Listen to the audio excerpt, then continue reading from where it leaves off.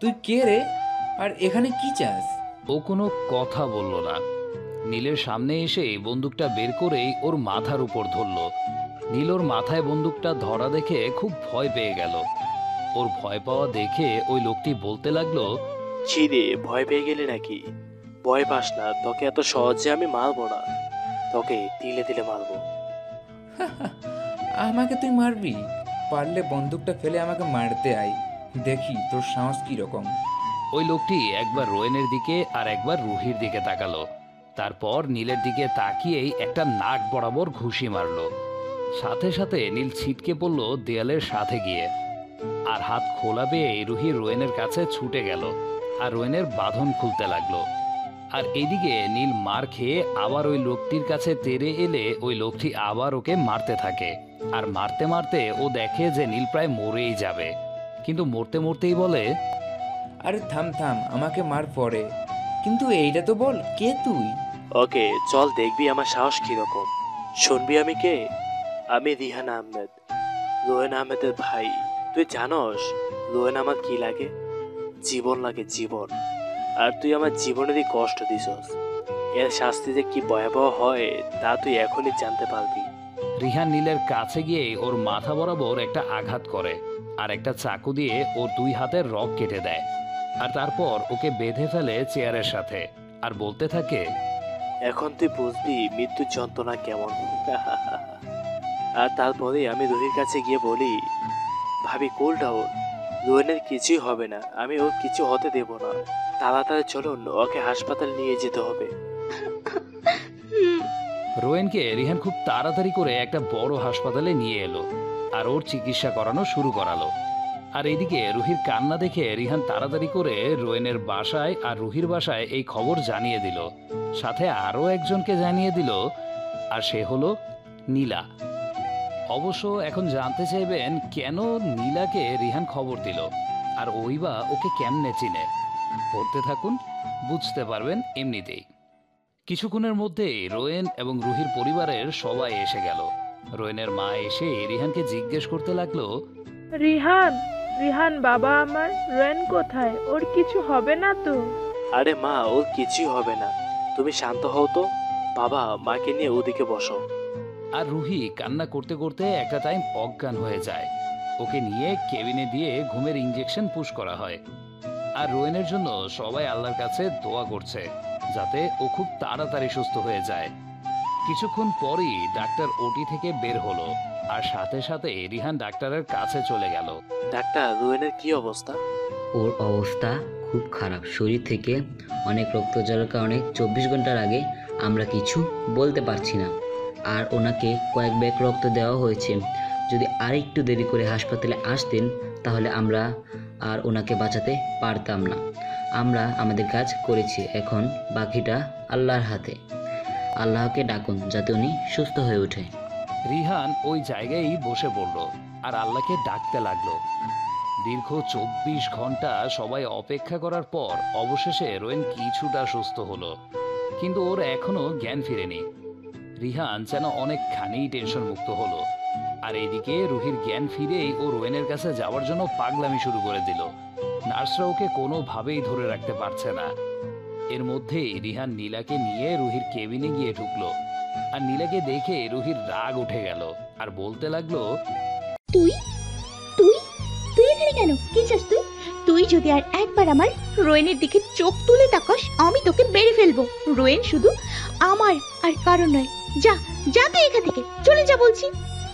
আমি কাছে এসে বললাম, আরে ভাবি একটু থামুন, আমাদের তো একটু বলতে দিন। বলো। তারপর ওরা রোয়েনের কেবিনের সামনে রুহিকে নিয়ে এলো আর রুহিকে শুধু ডাক্তার ভেতরে যাওয়ার অনুমতি দিয়েছে। রুহি ভেতরে গিয়ে রোয়েনের পাশে গিয়ে বসে বলতে লাগলো, দেখুন ভাবি, আপনি ভুল বুঝছেন, আমি আপনাদের সব বুঝিয়ে বলছি, ওকে? এর মধ্যে আপনি একটা কথাও বলবেন না। ওকে। তাহলে শুনুন, নীলা যখন রোয়েনকে প্রপোজ করে তখনকার কাহিনী তো আপনি সবই জানেন। তাহলে এটাও জানুন, রোয়েনকে সেদিন হোটেলে কেন নীলার সাথে দেখছিলেন। আসলে সেদিন ওরা আমার সাথেই কথা বলছিল ভিডিও কলে।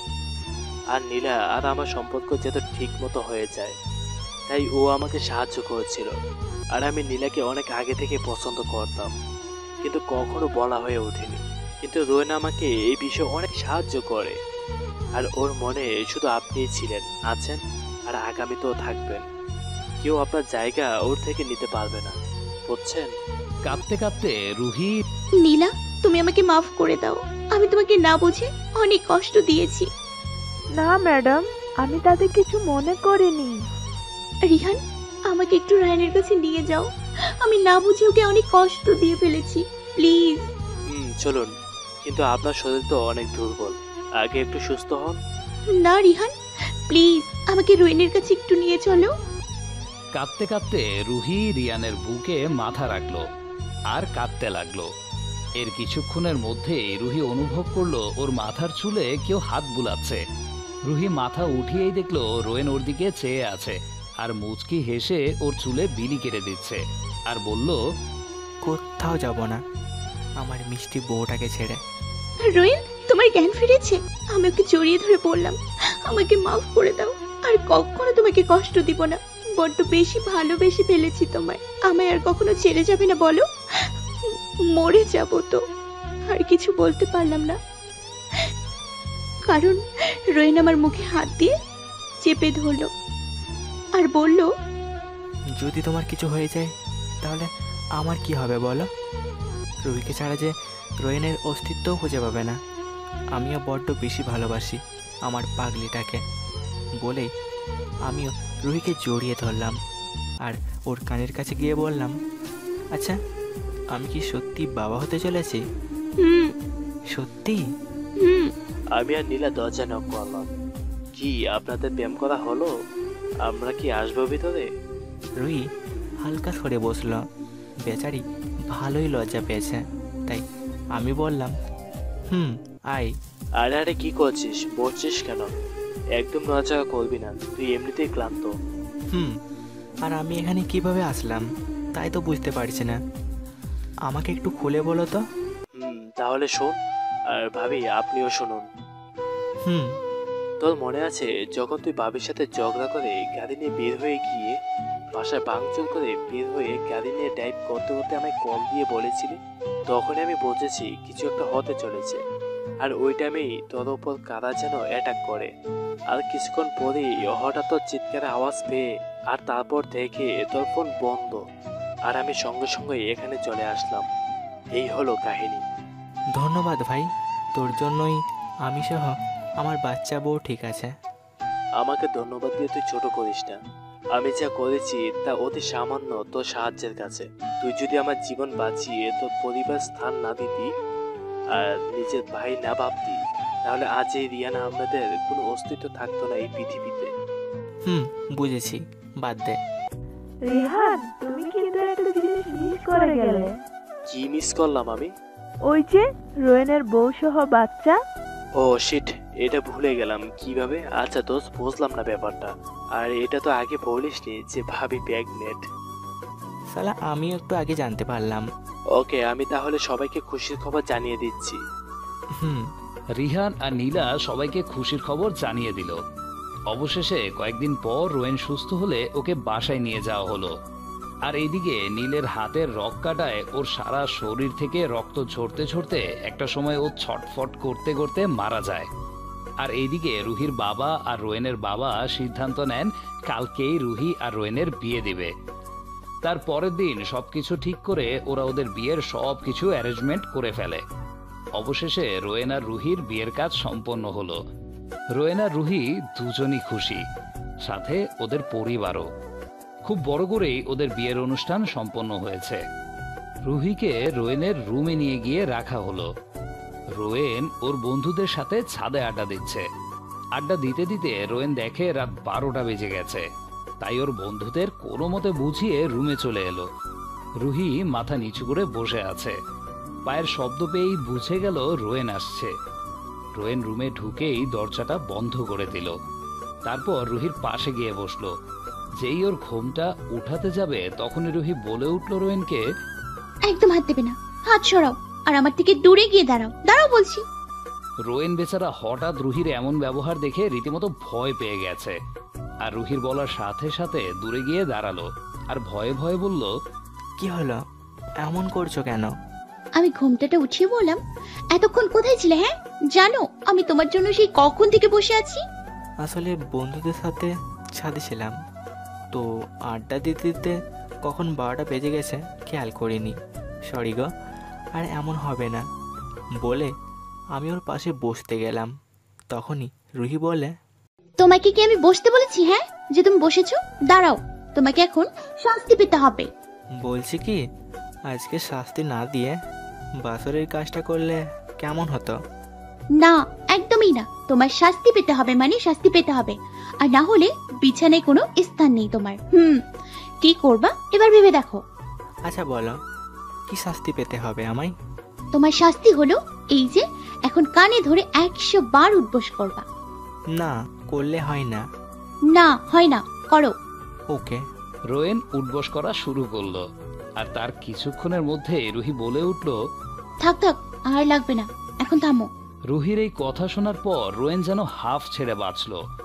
রুহি রোয়েনকে সোজা হয়ে দাঁড়াতে বলল, আর রোয়েনও তাই করলো। রুহি খাট থেকে উঠে এসে রোয়েনকে সালাম করে আবার খাটে গিয়ে বসে পড়ল। আর তারপর রুহি রোয়েনকে ওর ঘুমটা সরানোর পারমিশন দিল। আর রোয়েন তখন গিয়ে ওর ভালোবাসার মুখটি দেখতে পেল। রোয়েনের এমন অনুভব হতে লাগলো যেন কোনো ডানাকাটা পরই ভুলবশত ওর রুমে প্রবেশ করেছে। ও নিজের থেকে কন্ট্রোল হারাতে চলেছে। রুহির এই রূপ মায়া যেন ওকে রুহির কাছে টানছে। রোয়েন যে রুহিকে কিস করতে যাবে তখনই ওর মুখ রুহি হাত দিয়ে চেপে ধরে আর বলে, এখন আমাকে কোলে করে চাঁদে নিয়ে চলো। আজকে সারা রাত তারা গুনবো, তুমি আর আমি। আচ্ছা। বলেই রোয়েন রুহিকে কোলে তুলে নিল আর সোজা ওকে ছাদে নিয়ে এলো। ছাদের এক কোনায় দোলনা। রোয়েন রুহিকে নিয়ে দোলনায় গিয়ে বসলো। রুহি রোয়েনের হাত ধরে কাঁধে মাথা রেখে বসে রইল আর নানান কথা বলতে লাগলো। আর এক পর্যায়ে রুহি রোয়েনকে জিজ্ঞেস করলো, আচ্ছা, রিয়ান ভাইয়ের পরিচয়টা আমাকে একটু ভালোভাবে বলো তো। আমি তখন হসপিটালে ভালোভাবে কিছু বুঝতে পারিনি। আচ্ছা শোনো তাহলে। 15 বছর আগে আমি আব্বু আম্মুর সাথে আব্বুর এক বন্ধুর বাড়ি যাই বেড়াতে। আর সেখানে যাওয়ার পর আমার খুব ইচ্ছা করছিল গ্রামের খালের পানিতে গোসল করতে, কিন্তু আমি সাঁতার জানতাম না।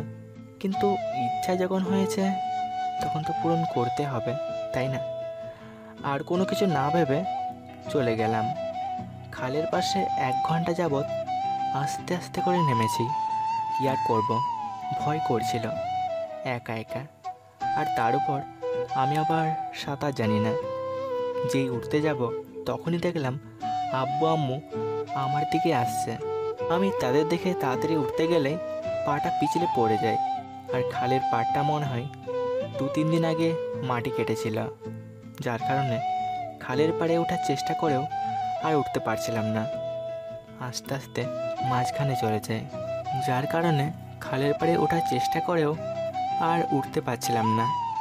আস্তে আস্তে মাঝখানে চলে যায়। আর তখনই কোথা থেকে একটা ছেলে এসে আমার জীবন বাঁচায়। আর ওই ছেলেটাই হলো রিহান। জানো, ওকে যখন জিজ্ঞেস করি ওর জীবনে চিন্তা না করে আমার জীবন কেন বাঁচালে, তখন ও কি বলেছিল জানো? কি বলছিল? আরে সাহেব, আমার কিছু হইতো না। আমি মরলে কান্নার কোনো মানুষ নেই, কিন্তু আপনার জীবনটা অনেক দামি। আপনি কিছু হইলে তারা পাগল হয়ে যাইতো। আমি তো দেখছি তাগো অবস্থা। কেন এই কথা বলছো? তোমার মা বাবা কোথায়? সাহেব, আমার মা বাবা নেই। তোমার মা বাবা কই তাহলে? সাহেব, তারা মারা গেছে। বলেই কেঁদে দিল রিহান। তারপর রুহি জিজ্ঞেস করলো রোয়েনের কাছে। রোয়েন দেখলো রুহির চোখে পানি। রোয়েন রুহির চোখের পানি মুছে দিয়ে ওকে নিজের সাথে মিশিয়ে আবার বলতে লাগলো, আব্বু আর আম্মু রেহানের কাছে গিয়ে ওর চোখের জল মুছে দিয়ে বলল, এই কে বলল তোর বাবা মা নেই? আজকে থেকে আমরাই তোর বাবার মা, আর ওয়েন তোর ভাই। চল আমাদের সাথে। রিহান খুব খুশি হয়েছে ওই দিন। আর আমিও সাথে একটা ভাই প্লাস বন্ধুও পেয়ে গেলাম, বুঝেছ? তা ম্যাডাম, তাহলে বাসরটা করা যাক, কি বলো? জানি না। রোয়েন রুহিকে কোলে নিয়ে রুমে চলে এলো আর রুহিকে খাটে শুয়ে দিল।